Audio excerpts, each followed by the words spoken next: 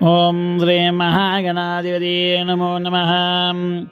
ओम एकदन्तं महाकायं तप्तकाञ्चनसन्निभं लम्बोदरं विशालाक्षं वन्देऽहं गणनायकं मौञ्जे कृष्णादिनधारं नागयज्ञोपवीतनं भालेन्दुसकलामौलिं वन्देऽहं गणनायकम् अंबिका हृदयानन्दं मातृभिः परिवेशितं भक्तप्रियं मधोन्मतं वन्देऽहं गणनायकम् चित्ररत्नविचित्राङ्गं चित्रमाला विभूषितं चित्ररूपधरं देवं वन्देऽहं गणनायकम् गजवक्त्रं सुरश्रेष्ठं कर्णचामरभूषितं पाशाङ्कुशधरं देवं वन्देऽहं गणनायकम् मूषिकोत्तममारुह्य देवसुरमहामाये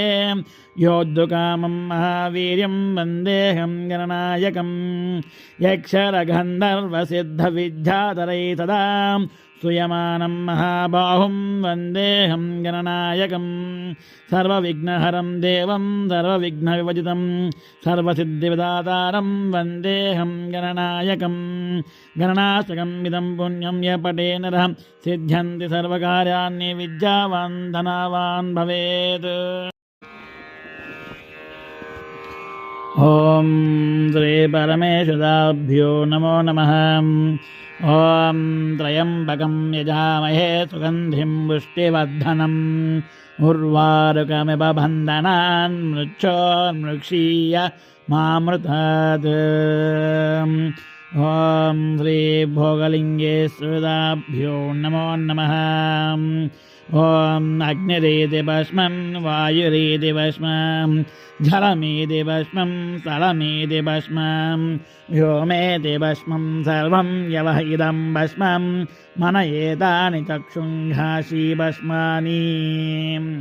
ओम श्री परमेश्वराभ्यो नमः।